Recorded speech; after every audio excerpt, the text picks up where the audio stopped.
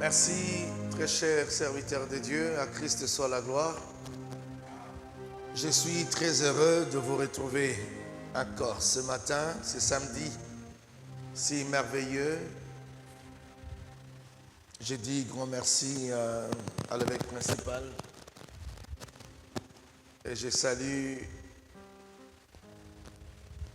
particulièrement le premier vice-président national,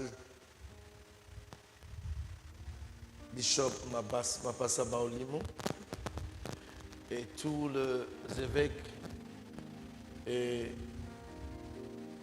éminents serviteurs de Dieu qui êtes là. Je vous salue, vous tous, au nom du Seigneur Jésus-Christ. Grande est ma joie de pouvoir passer ce moment avec vous. En fait, le style que j'ai voulu employer dans ces assises, c'est un moment d'échange avec franchise, avec beaucoup plus de fraternité,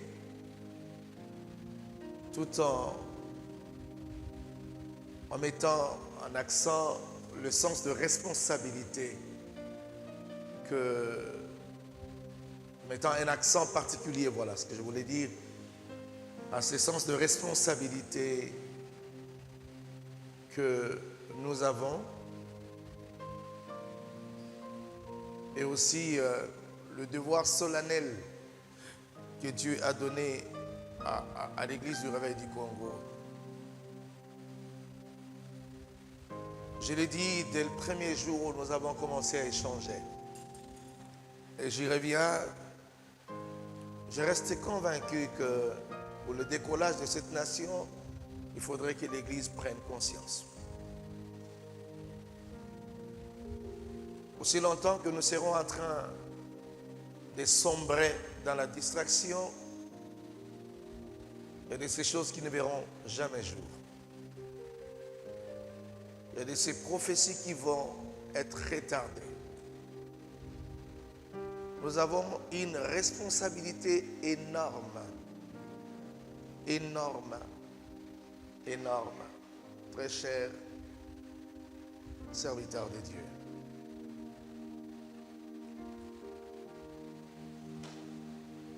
Je l'ai dit avec mon cœur.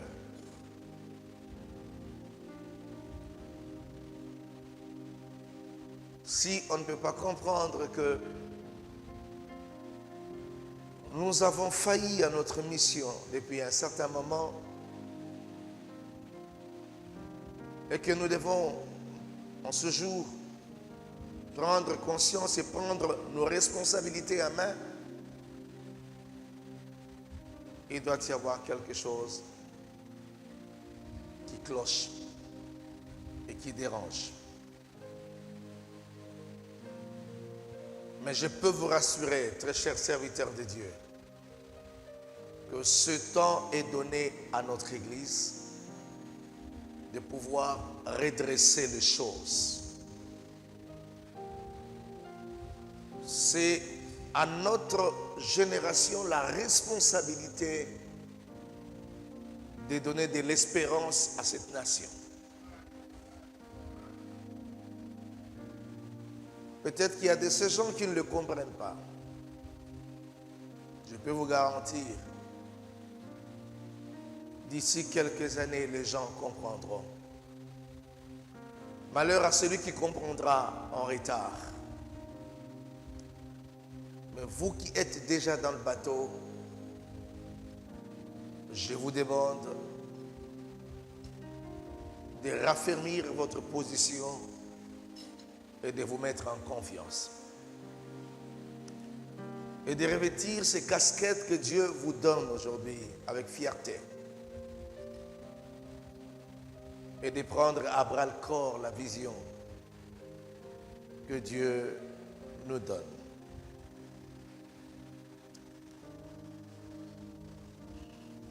J'ai un passage biblique qui m'a traversé l'esprit que je voudrais utiliser comme le socle qui va nous servir des références tout à l'heure. C'est tout simplement l'évangile selon Luc à son chapitre 10e, le verset 30 à 35. Jésus reprit la parole et dit: un homme descendait de Jérusalem à Jéricho. Il tomba au milieu de brigands qui le dépouillèrent et le chargèrent de coups et s'en allèrent, les laissant à demi-mort. Un sacrificateur qui, par hasard, descendait par le même chemin, ayant vu cet homme, passa outre. Un lévite qui arriva aussi dans ces lieux, l'ayant vu, passa outre. Mais un Samaritain qui voyageait était ému. Étant ému, venu là, fut ému de compassion lorsqu'il le vit. Il s'approcha et banda ses plaies en y versant de l'huile et du vin. Puis il le mit sur sa propre monture, le conduisit à une hôtellerie et prit soin de lui. Le lendemain, il tira 2 deniers, le donna à l'hôte et dit: aie soin de lui, et ce que tu dépenseras de plus, je te le rendrai à mon retour. Parole du Christ.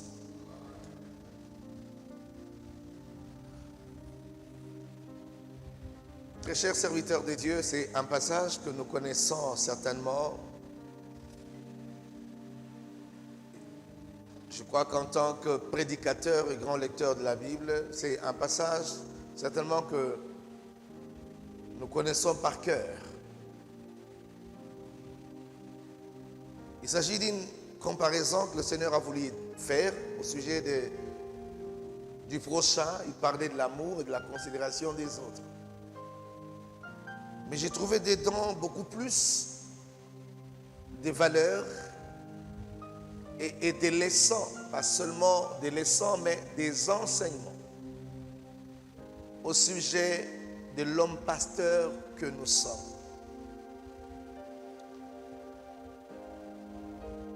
Le Seigneur dit: un homme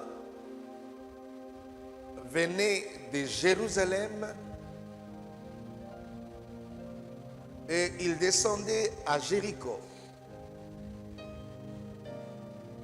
De par ces 2 villes que le Seigneur a citées, il y a une qui est hautement spirituelle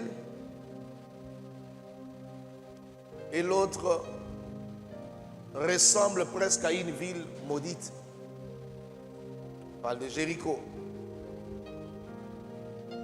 Le Seigneur dit: un homme venait de Jérusalem, c'est-à-dire de la ville hautement spirituelle. Et comme vous le savez, à Jérusalem, on y va pour adorer.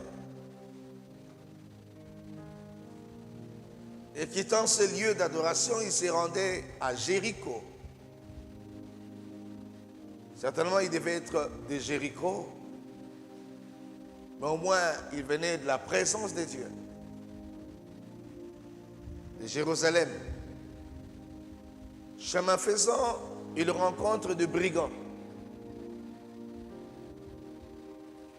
Les brigands vont lui charger de coups. En les chargeant de coups, on les laisse presque à demi-mort. Se disant que certainement, dans les heures qui suivent, il va succomber, il va arrêter de respirer. Il se fait que pendant que cet homme était en train de lutter entre la vie et la mort, il y a eu 3 espèces de personnes qui sont passées. Ou 3 types de personnes, il faudrait que je le dise comme ça. 3 types de personnes. C'est là où j'ai dit, il y a 3 types de pasteurs. 3 types de serviteurs de Dieu que le Seigneur a illustrés ici. 3 types de serviteurs de Dieu. 3 types de serviteurs, de pasteurs, de bergers. Le premier type, c'était le type des sacrificateurs. Les sacrificateurs, comme vous le savez, se plaît à la sacrificature. Il aime offrir. Il est autour des sacrifices, de dons et legs, qui hasardeusement était en train de passer par le chemin où se trouvait cet homme qui était laissé à demi-mort. Permettez-moi de vous dire, très cher pasteur, les hommes qui se trouvent dans nos églises, les gens que nous avons dans nos bergeries sont à demi-mort. En réalité, il ne leur reste que le souffle de vie, simplement. Pour la plupart, après avoir rencontré beaucoup et connu beaucoup de chocs, rencontré beaucoup de problèmes, sont désespérés. Ils ne tiennent presque plus. Le désespoir les envahisse. Écoutez, pasteur, il suffit de regarder en face les fidèles qui sont dans votre bergerie. Vous comprendrez à quel degré ces gens souffrent. Une souffrance morale, parfois par manque de compassion de la part de membres de leur famille, de leur connaissance, de leurs relations, parfois frappés par de certains soucis d'ordre social. Il suffit de les regarder en face, vous saurez que vous avez affaire à des gens qui sont presque désespérés. Il y en a qui viennent à l'église en larmes. Il y en a qui ne dorment même pas la nuit chez eux à la maison. Et Dieu vous les a donnés. Pasteur, il suffit de rester dans votre bureau en train de recevoir le fidèle qui y entre. Je crois que si il arrive que vous receviez 50 fidèles, ce n'est pas impossible qu'il en ait 45 ou plus qui ne viennent qu'avec des larmes, des soucis et des problèmes. N'est-ce pas vrai? Moi, il y a des fois où, quand je suis dans mon bureau, quand je commence à recevoir, avant de sortir de mon bureau, je perds tout mon appétit. Je n'ai plus envie de manger. Je me sens détruit à l'intérieur de moi-même à cause de ce que j'entends. Il y a des moments où je dis, mais qu'est-ce qu'il faudrait exactement faire? Il y a des moments où je sors de mon bureau en larmes, où j'entends des choses, je reçois des sujets de prière, j'entends tout cela, ne sachant quoi faire, et je n'ai pas de solution appropriée si ce n'est la prière. Je sors avec beaucoup de remords. Je me souviens encore de ce qui est écrit dans Exode 6. Les jours où Moïse est retourné auprès de Dieu pour dire: tu m'as envoyé dire à Pharaon de laisser partir ton peuple. Mais depuis que je suis allé auprès de Pharaon, il a augmenté la maltraitance à l'égard de ton peuple. La souffrance a atteint presque le paroxysme. Mais tu n'as même pas pris soin de délivrer ton peuple comme tu me l'as dit. Il était presque en train de dire à Dieu, je suis fatigué de voir mon peuple, qui est ton peuple à toi, en train de souffrir sans que tu n'aies rien fait jusqu'ici. N'est-ce pas qu'il vous arrive aussi d'éprouver ces sentiments en vous, où vous vous dites, mais pourquoi Dieu ne prendrait-il pas soin de sauver une telle personne? Pourquoi Dieu tarde à agir? Pourquoi? Ça ne vous arrive pas, pasteur? On se dit, mais Nzamba, Silimawa, qu'est-ce qui se passe?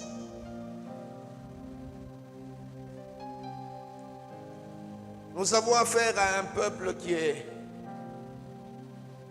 dans une sorte de gouffre, de soucis et de problèmes. Je ne doute pas que nous soyons le seul qui puisse remonter l'espérance de notre nation à un certain niveau. Je ne doute pas que nous soyons le seul qui puisse redonner un peu plus de confiance à ces peuples meurtris.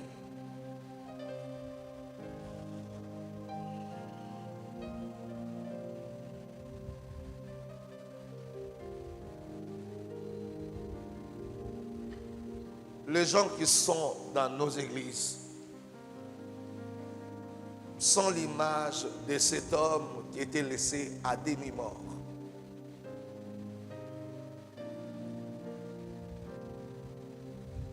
Mais voilà comment un sacrificateur se comporte. Le premier type de pasteur ou de serviteur, c'est le type de ces sacrificateurs que je ne vous conseillerais pas d'imiter. Malheureusement, il y a beaucoup qui se comportent comme ça. Les sacrificateurs qui passaient, qui rencontrent cet homme qui était presque agonisant, n'a pas voulu l'aider. La Bible dit, il passa outre. Il y a des sacrificateurs qui passent outre d'autres personnes de leur église, d'autres membres de leur église, d'autres personnes en pleine souffrance. Pourquoi? Parce que le sacrificateur, ce qui l'intéresse, c'est le sacrifice. C'est quand on a une bête à sacrifier, quand on a une offrande à présenter. Malheureusement, cet homme n'avait pas d'offrande à présenter. On lui avait tout pris. Il n'avait pas d'argent. Il n'avait rien. On l'a laissé à demi-mort. Alors, par conséquent, il n'intéressait pas les sacrificateurs. Le sacrificateur qui dit, ben attends, qu'est-ce que je vais suivre derrière cet homme? Il n'a rien. Alors je passe, je vais à la quête de celui qui a une brebis à offrir, celui qui a une vache à offrir, celui qui a un sacrifice entre ses mains. C'est malheureusement le comportement de plusieurs pasteurs que je ne voudrais pas voir à l'église du Réveil du Congo. Les pasteurs sans compassion, sans pitié des autres,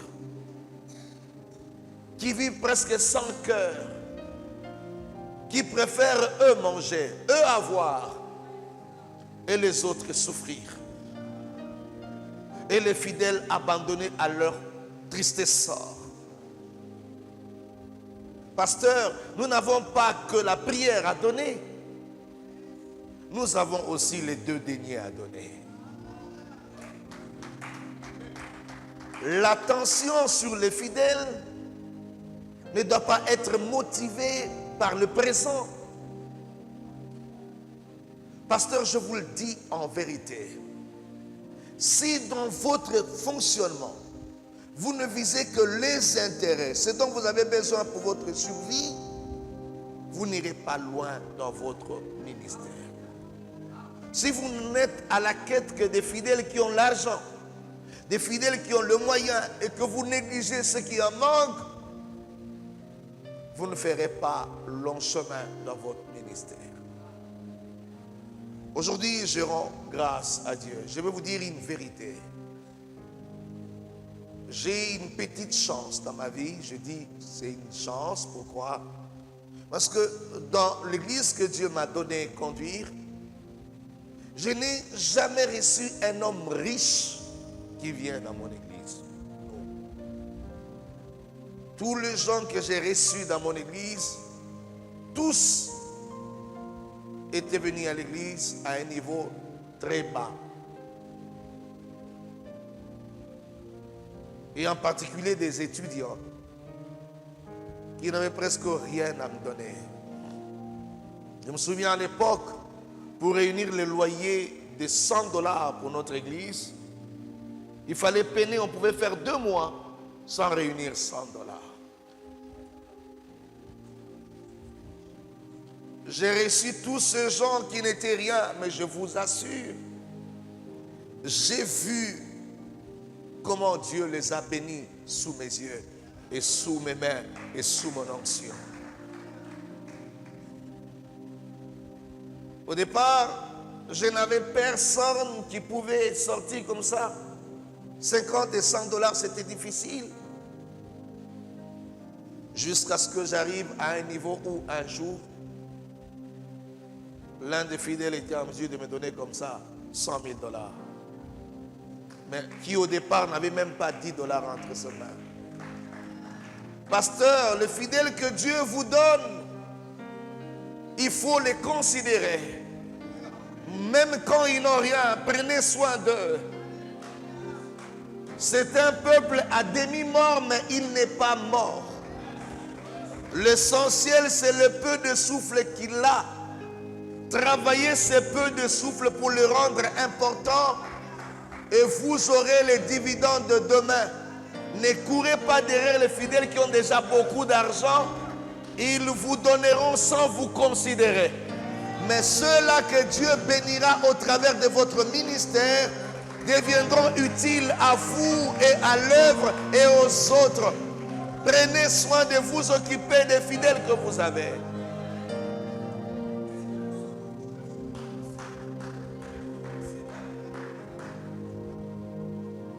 J'ai eu la chance d'avoir une relation, je dirais aujourd'hui, c'est parmi les relations les plus importantes, si ce n'est pas la seule, la plus importante de toutes les relations que j'ai. Je parle de mes relations avec le chef de l'État. Et la voie par laquelle Dieu est passé, c'était une petite fille de mon église. Cette fille, à l'époque, ce n'était pas qu'elle venait comme ça pour vous donner $100, non. Elle s'est débrouillée aussi. Elle n'avait même pas une voiture avec laquelle elle roulait. Elle venait à pied. Un jour, elle était servante. Un jour, je ne l'avais pas vue. À ce temps-là, elle n'était rien. Elle n'avait même pas une relation importante. Moi, dans l'église, et c'était la seule fille qui était dans le département de sécurité à côté de ma femme. Quand je ne l'ai pas vue, ça faisait 1 mois, je ne l'avais pas vue une fois. J'ai posé la question aux gens de la sécurité. Mais je ne vois pas la sœur ici, là. Comment? Je n'avais pas encore son nom dans ma tête. On a cité son nom. J'ai dit, mais je ne la vois pas ce jour. Non, mais tout le monde dit, mais on ne sait pas si elle est où. J'ai dit, mais donnez-moi son numéro. Personne n'avait son numéro de téléphone. J'ai dit, mais attends, vous avez une sœur dans votre département, vous n'avez même pas son numéro de téléphone. J'ai appelé tous les membres de la sécurité et je leur ai dit, écoutez ce que je vous dis. Puisque vous avez négligé cette sœur, demain, Dieu le lèvera et Dieu le bénira. Dieu la bénira. Vous tous, vous serez en train de courir en cherchant son numéro de téléphone. Et j'ai dit comme ça, parce que vous l'avez négligé. Après, j'ai dit, je vais la chercher moi-même. J'ai envoyé des gens avec ma femme, on a cherché, on l'a retrouvée. Elle était toute contente de voir qu'on a pensé à elle. Elle est revenue à l'église. Et c'est elle qui, un jour, a invité son oncle à l'église dans la prière. Et c'était le jour où on priait pour le pays. Et c'est son oncle-là qui est devenu le président de la République aujourd'hui. Et évidemment, cette fille-là, tous les membres de son département, aujourd'hui, pour avoir son numéro, c'est pas facile. Hein? Pour avoir son numéro, c'est pas facile. Hier, elle n'était rien. Aujourd'hui, quand elle vient chez moi à la maison, c'est la présidence qui arrive à la maison. Et des fois, elle me demande, papa, tu veux que j'achète quoi pour toi? Tu veux quoi? Je dis, j'ai besoin de rien. Parce qu'elle fait presque beaucoup de choses pour moi. Je dis, j'ai besoin de rien. C'est-à-dire, si elle me fait un petit cadeau, c'est l'offrande de 6 mois presque de l'église. Et pasteur, je n'ai pas forcé. Parce que le jour où elle était à demi-mort, j'ai été attentionné à elle. Pasteur, soyez attentionné aux fidèles. Arrêtez cette histoire de chercher des portes ailleurs. Votre première porte, ce sont les fidèles que Dieu vous a donnés. Non, je vais chercher une porte là-bas. Il y a une grande église qui m'invite au Cameroun. Il y a une grande église qui m'invite au Gabon. Pasteur, vos peu de fidèles que Dieu vous a donnés là, le peu de brebis que Dieu t'a donné, il faut en prendre en considération. Pasteur, dedans, il y a des grandes personnalités. Dedans, il y a des grands hommes. Dedans, il y a des grandes dames. Papa, bénis tes fidèles. Prends soin d'eux. Toyebi bipai to utaka, mais debi jamais bipai to kokenda. Bato yo komona pamba na église na yo yebite lobi bakokomaka banani. À demi-mort, les sacrificateurs, balugaka sacrifice. Tu es en train de négliger un fidèle parce qu'il n'a rien aujourd'hui. Toi, ton regard sur ces fidèles-là, partenaire nanga, ngolo ya munene. Bon, ndakala yo tikiwana. Nana ebiso asa ndakala. Peut-être asa requin, mais parce que asa na ne bandeli, akoka na kana ndakala. Peut-être asa baleine, mais ne bandeli akoka na kana mo ambisi ya moke.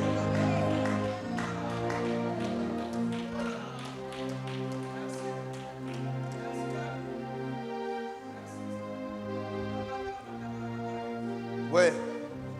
Pasteur, batela bambisi no amike wana. Bazane lo côté, sambela pona bango lelo. Travaillons comme ça bango bateau. Tu as quelque chose entre tes mains, pasteur. Ne soyez pas comme ces premiers types de pasteurs, les sacrificateurs qui ne recourent que derrière le sacrifice.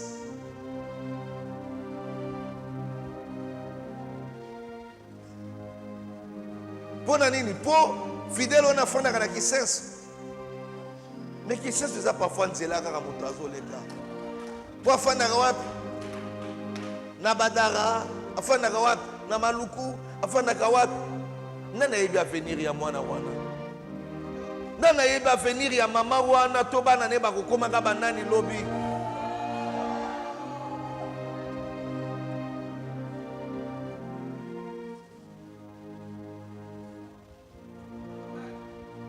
C'est mon taché parfum. Sur la parfum si la gamme. Mais sur le amoulougué. Et qui t'a raté. Et m'a tarakak.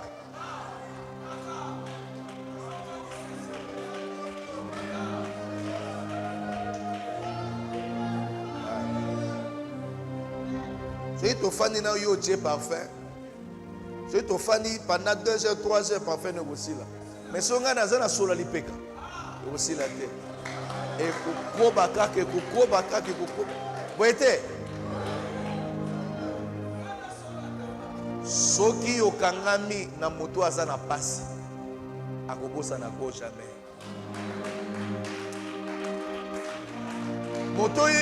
Moto yo komi kolanda, fidèle yo komi kolanda pona sola parfum, parfum ane kosila. Mais fidèle yo kangami na ye na sola motoki. Ye bango, eza biloko ezalaka ancré na vie. Ancré na vie. Akuwanga na kota kolobaka oyo papa na ngai. Oyo papa na ngai.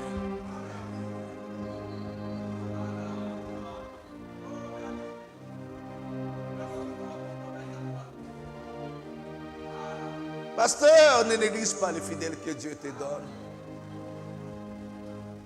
Dieu peut essuyer tes larmes par une seule personne. Une seule personne. Dieu peut essuyer tes larmes. Zamba zama yele bele. Moni bato apesi wana. Bomengo eza wana. Prends le temps pour eux. Zwa tango akoyamba bango. Pesa fidèle wana attention. Zwa tango akogene pona ye. Zwa tango akopambola ye. S'il te plaît, pasteur. Pour bato yo zo kolanda wana basana mbongo ya église mais quelque part babandaka pe zéro quelque part.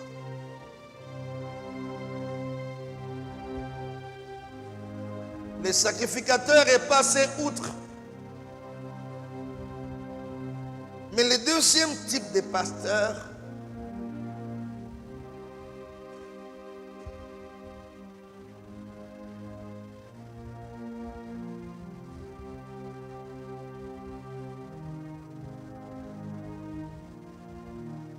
là c'est encore pire.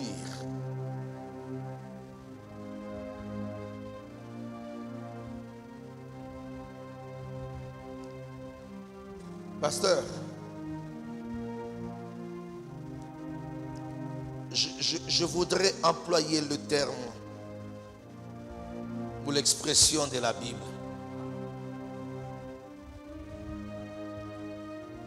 On dit ceci, c'est au verset 32e. Un lévite qui arriva dans ces lieux, l'ayant vu, passa outre.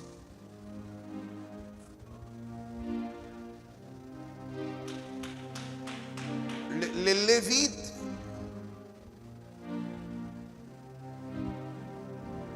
c'est le type de ces pasteurs saints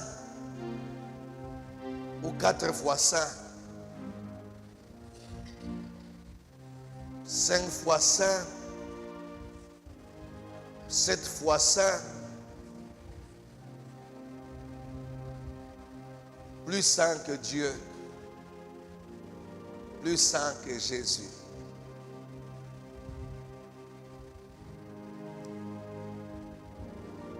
Quand il passait, il a vu cet homme, il s'est dit, je l'ai vu dans la souffrance. Mais dans sa vue, il a commencé à développer de certaines pensées.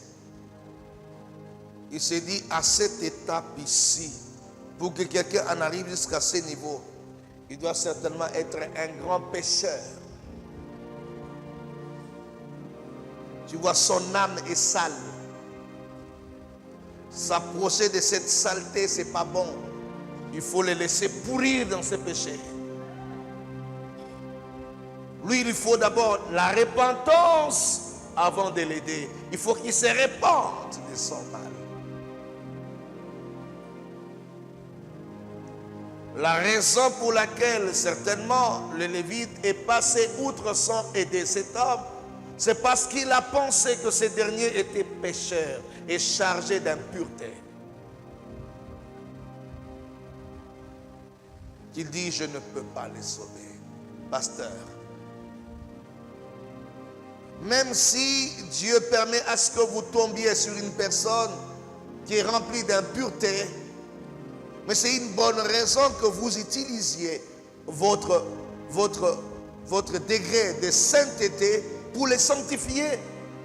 Mais ce n'est pas une raison de l'abandonner. On n'abandonne pas quelqu'un parce qu'il a péché, parce qu'il a fait du mal. Non, parce qu'il a commis des fautes.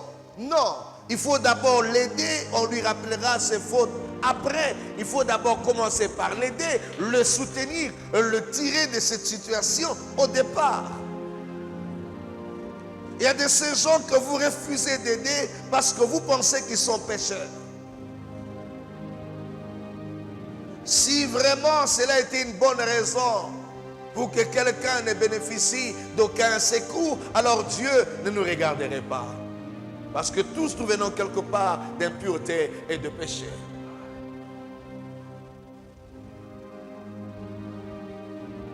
Parfois nous manquons de compassion à l'égard des autres à cause de leurs fautes. Pasteur, la compassion veut dire compassion. La pitié, c'est la pitié. Là où on use de compassion, on met de côté les éléments qui puissent qualifier la personne ou disqualifier. On met de côté ces éléments. L'on regarde d'abord du côté social. Je disais ce côté humain de l'être. Ce côté humain. Parce qu'il est d'abord en problème. Cherchons à l'aider d'abord. User de compassion à l'égard même des pécheurs, des fautifs. Tendons-leur la main d'abord. Aidons ces personnes d'abord.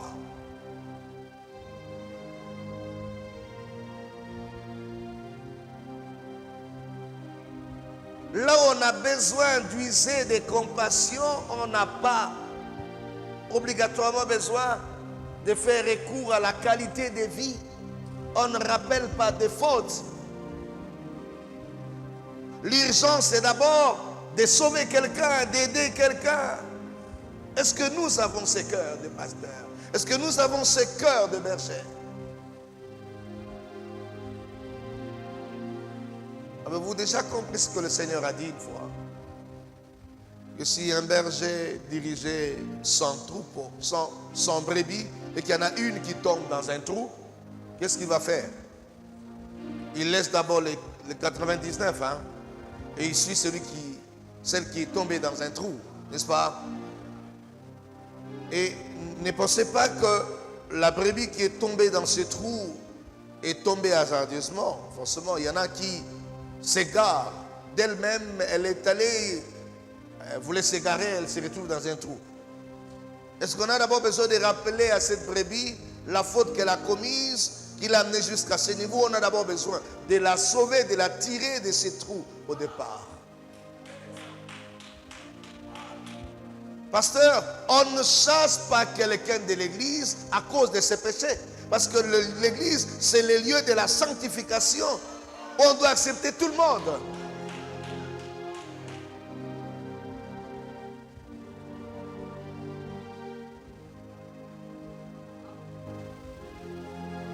L'église est comme un hôpital. On amène toutes sortes de malades. Il y a des malades mentaux. Il y a ceux qui ont les cancers. Il y a ceux qui ont les sida. Il y a ceux qui souffrent simplement de palu, ce qu'on appelle malaria. Il y a ceux qui viennent tout simplement avec une petite grippe. Toutes ces maladies ne sont pas de la même hauteur. Et toutes les maladies ne guérissent toujours pas. On est d'accord, non? Toutes les maladies ne guérissent pas. Ah, vous avez un cas de cancer à l'hôpital, le médecin lui-même sait qu'il y a un. Mais dans l'entretemps, je ne peux pas le mettre dehors parce que c'est un malade. Il refuse de se repentir, oui, mais dans l'entretemps, je ne le mets pas dehors. Si cela était le cas, je pense que si Jésus était congolais ou pasteur congolais, il chasserait Judas de ses disciples. Parce qu'il connaissait celui qui les livrerait. Il a même dit une fois, celui qui met la main dans la même assiette que moi. Mais il l'a gardé. Parce qu'il dit, c'est un devoir. Ça, c'est une grande école. Où l'on vit avec quelqu'un qui est méchant, mauvais. À moins que lui-même ait pris la résolution de te fuir et de t'abandonner. Mais on ne le chasse pas. On peut le punir. On peut le sanctionner, mais on le garde là. Pasteur, ça c'est un grand devoir. Tu vois le peu de fidèles que Dieu t'a donné, c'est un devoir, c'est une école. Une école de cœur. Yamotema. Est-ce que toi tu peux manger avec ton Judas? Tu peux dormir avec et te réveiller avec. Tu peux faire chemin avec. Tu peux composer avec. Alors que tu sais pertinemment bien que c'est le Judas de ma vie. Pasteur, nous échouons dans nos écoles. Tu échoues dans l'épreuve que Dieu te donne.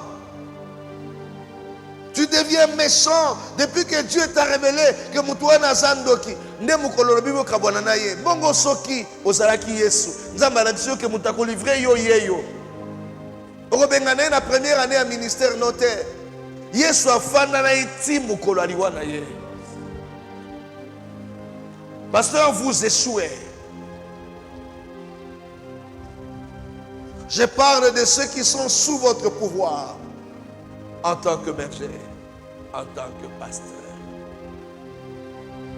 Malheur à tout pasteur qui pense qu'il ne doit avoir dans son église que les hommes saints.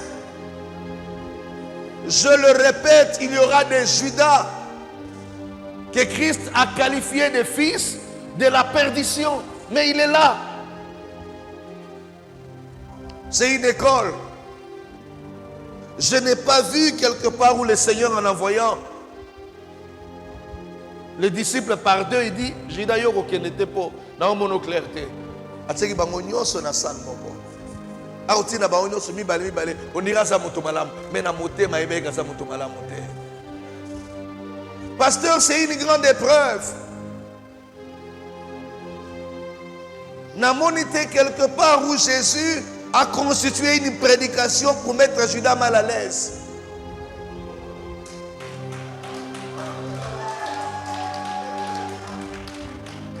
Depuis que tu as compris que ce frère-là n'est pas très bon avec toi, ce sont des prédications calibrées et ciblées. Je vais prêcher aujourd'hui sur les satans parmi nous. Et puis tu prêches sur les regards, tu iras en enfer. C'est le feu qui va te brûler. Jésus n'a pas cherché le feu contre Judas.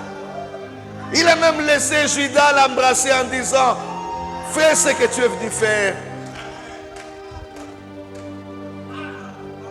Pasteur, arrêtez de fabriquer des prédications contre les gens que tu ne veux pas voir dans ton église.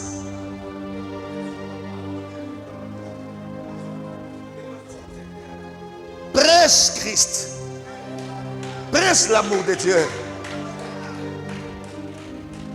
Pense aux personnes qui ont des problèmes. Ils n'ont pas besoin d'entendre tout ce que tu as comme souci dans ton cœur. Ils sont venus pour leurs problèmes. Ils ont besoin de ta bénédiction en tant que papa. Ils n'ont pas besoin de savoir que toi, papa, tu as des problèmes.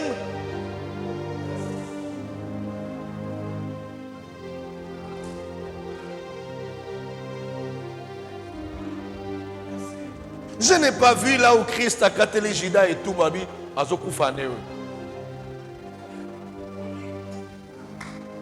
Donc, il y a une prédication. Maintenant, je vais tellement à l'église, à nous, beaucoup sont moto ensemble. Mais écoutez, pasteur, arrêtez. Je vais te dire une vérité. Il y a trois types de bateaux au télémélayo. Moi, au télémélayo par ignorance. Ayébité que oiseau ça les amade.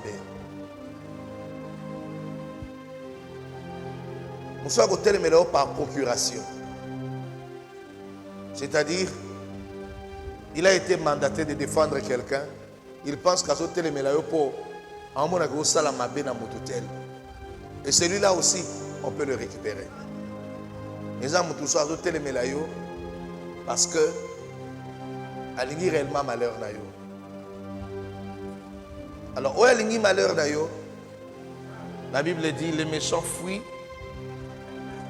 Le méchant fuit de lui-même dans l'assemblée des saints sans que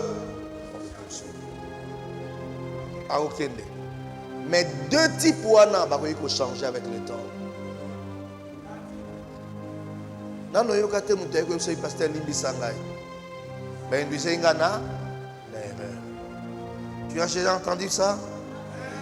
Quelqu'un te dit, pasteur, excuse-moi. On m'avait induit en erreur. Et le premier type là, c'est celui qui le fait par ignorance. Si nous étions à la place du Christ, alors Saul de Tarse méritait d'être brûlé. Saul de Tarse persécutait l'Église par ignorance. Il pensait qu'il rendait un service au ciel alors qu'il persécutait l'œuvre parfaite de Dieu. Saul de Tarse babomaka été babomake miso puis bazong selage miso.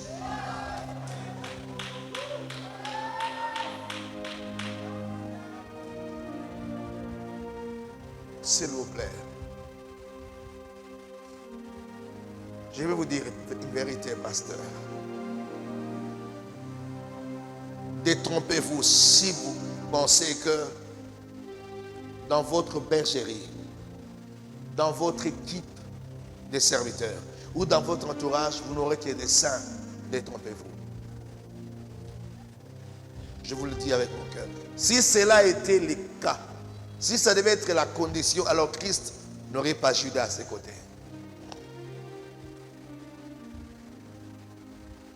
Mais je vais vous dire encore une autre vérité qui risquera de vous choquer.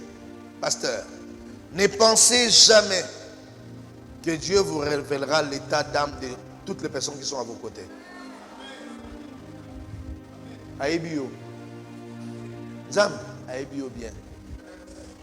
On Nzambe révélé nga mitema donc va permettre nga wala Nzambe expérience abili tala bolo baté to yebi. Kwa bi ka révélé mon atongo mais pourquoi ça musique. Je vais vous donner un exemple. J'étais encore frère dans mon église avec l'apôtre Élie. Nous avons reçu un pasteur qui venait de Rigini, il s'appelait Venant. Il entre en retraite, là où se trouvait notre permanence. Moi, j'ai dirigé les intercesseurs. J'étais en retraite avec les intercesseurs, les dames, le maman, le jeune, tout le monde était là, en fait. Et le premier jour, lui, il entre en retraite dans notre permanence, mais dans une pièce qui était à côté. Alors, la nuit, il s'est décidé de venir prier avec nous. C'était autour de... Non, c'était le soir, autour de 16h. Il vient prier avec nous. Il y avait une sœur qui s'appelait Chibola, qui était très zélée. Malheureusement, il y avait des rumeurs qui disaient que Chibola était sorcière. Mais bon, elle était très zélée et elle prophétisait même. On commence la prière autour de 16h30, 17h. On prie jusqu'à 19h. Pendant que nous prions, Sœur Chibola priait, Rabo Chateya, elle était très zélée. À un certain moment, bon, on est en pause, on dit, bon, il a vu quelque chose. Le pasteur venant qui dit, ben écoutez, j'ai vu cette sœur-là. Dieu, j'ai vu la lumière qui l'enveloppait. Une servante remplie de puissance. Et Dieu m'a dit, elle va l'élever. On a dit, la sœur Chibola, oui, la sœur Chibola, oui. Dieu m'a dit que tu es une servante du Seigneur remplie de puissance. Il a prophétisé sur elle en disant, Dieu m'a montré. Alors tout le monde regardait le pasteur. Après la prière, nous nous sommes séparés. Les gens, bon, il y avait l'échange entre nous. Il y a certainement quelques personnes qui sont allées voir le pasteur en disant, attention, Chibola, c'est une grande sorcière. Le pasteur va aller dormir. On reprend la prière autour de minuit. On a commencé seul, le pasteur n'était pas là. À un certain moment, autour de 2 heures du matin, le pasteur nous rejoint. Nous prions. À un certain moment, on arrête. À peine, je devais poser la question si jamais quelqu'un avait vu quelque chose. C'est le pasteur qui prend la parole. Je vais dire une chose. La sœur là, je ne suis pas de ta famille. Tu ne pourras rien contre moi. Aujourd'hui, pourquoi tu es venu m'attaquer? Tu as voulu m'étrangler, pourquoi? Je te dis, je ne suis pas de ta famille. Ngana mupende.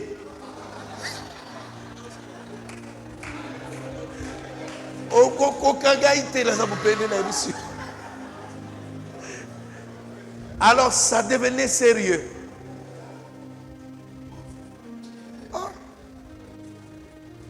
Je dis, mais pasteur, mais à 16 heures, autour de 19 heures, c'était une grande lumière qui l'enveloppait, remplie de puissance et d'autorité, pleine d'avenir, une grande servante.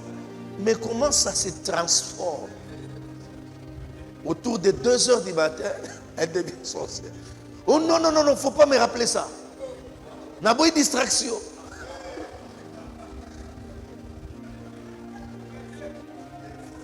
Et le pasteur a bossé ni molimo la nzambe.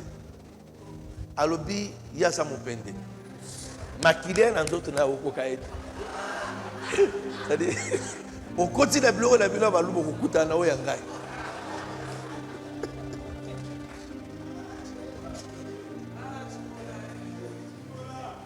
La sœur Thibault, triste.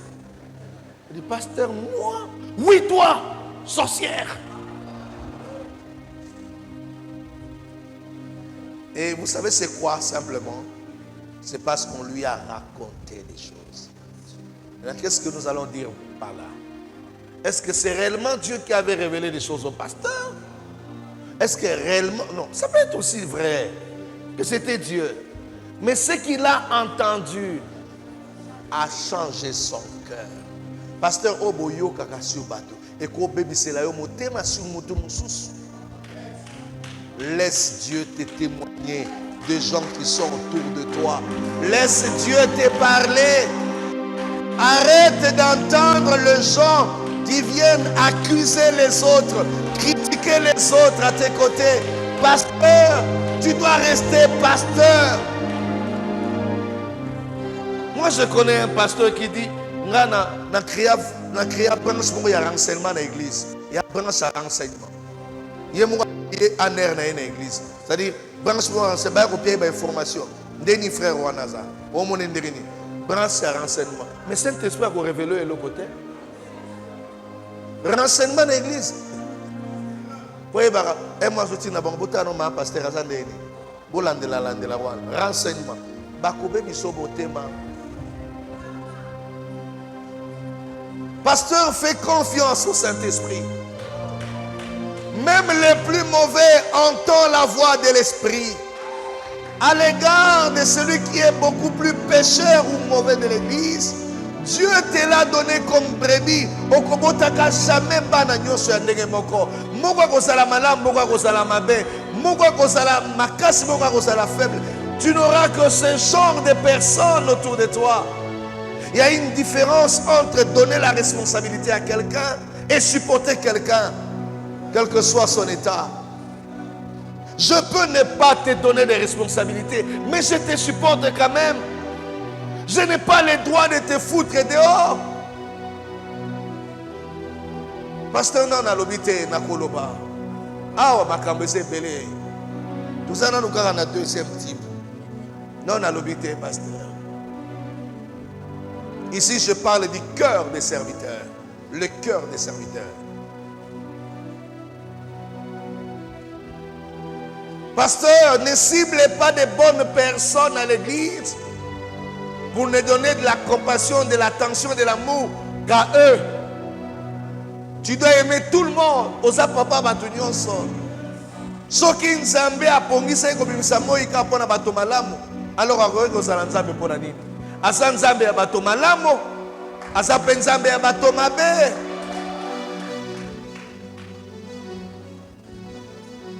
Moi j'ai été sidéré, mon bishop, vice-président. J'ai été choqué, pasteur Mapassa, bishop.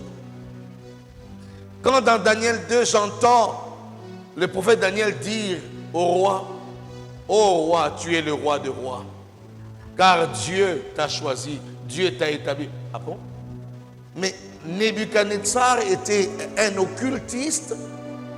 Autour de lui, c'était des magiciens, n'est-ce pas vrai? Des magiciens, des astrologues, des pratiquants. Là, c'est Nebuchadnezzar. Et il a livré la guerre contre Israël. C'est parmi les rares rois qui ont fait la déportation du peuple d'Israël vers son peuple. Et il est entré dans les temples à Botola Baïstensil, ya temple. À Kenda Nangwa, viola temple ensemble. Mais le prophète dit, tu es le roi des rois, Dieu t'a établi, Dieu t'a élevé. Quel Dieu? Donc Dieu aime même Nebuchadnezzar dans son état tel qu'il était, il l'a établi, il l'a soutenu. Il a élevé, Dieu élève aussi les mauvais, Dieu élève aussi des pécheurs, Dieu élève aussi les méchants. Alors tu n'es pas Dieu pour juger qui que ce soit. Attention avec ça. Le regard de Dieu est tout à fait différent.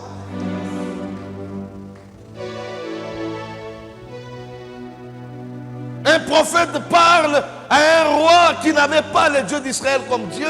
Il lui dit, Dieu t'a établi, Dieu t'a élevé.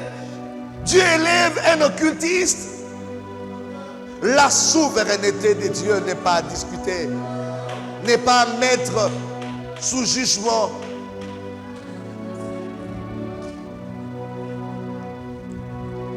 Ozolingo corriger nzambe po apesi yo bato apesi yo wana. Ayebi pour apesi yo bango. Ko corriger nzambe te. Talara bano yo boti. Muso asa mulai muso asa mukuse. Muso akosala ngwini muso pembe. O corriger nzambe na ndenge nini? Ayebi pourquoi so peso bana nyo ba kozalaka jamais ndenge moko. Pasteur, tous tes fidèles ne seront jamais les mêmes. Pasteur, tous les jeunes dans ton entourage ne seront jamais les mêmes. Elmo boy pour vous avoir une équipe no bateau bakataka bateau épée. Ils appellent na sens là. Gardez un état roi. Le cœur de l'homme ne nous a jamais été donné. Le cœur de l'homme, Dieu seul le gère. Yo loba, yo sala. Mais pour la kobongo la motema seul, ça c'est l'exclusivité de Dieu. Je ne sais pas si vous avez bongo la motema tika ewana. Ye moka yebi. A côté à Marcus Moroboy un jour. Vous va kater dans le litoy. Après ça va zongi yango ala pavine mo.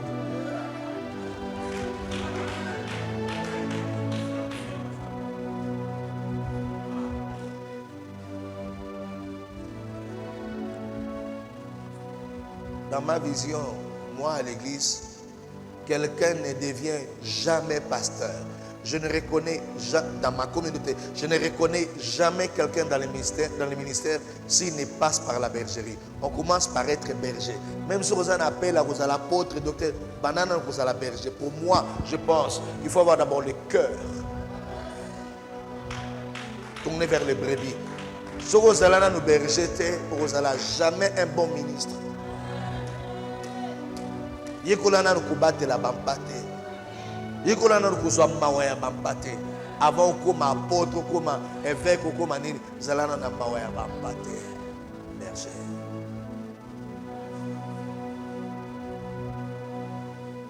La valeur d'une âme. La valeur d'une âme. Ah. Si tu vois un berger, azotika ba meme na ye babungaka moko moko azana mutema na ngote. Un bon berger, un bon fermier qui a une bergerie, alinga ko perdre ata meme moko. Ata za nango 1 million. Akolinga bango nyonso bazala wana.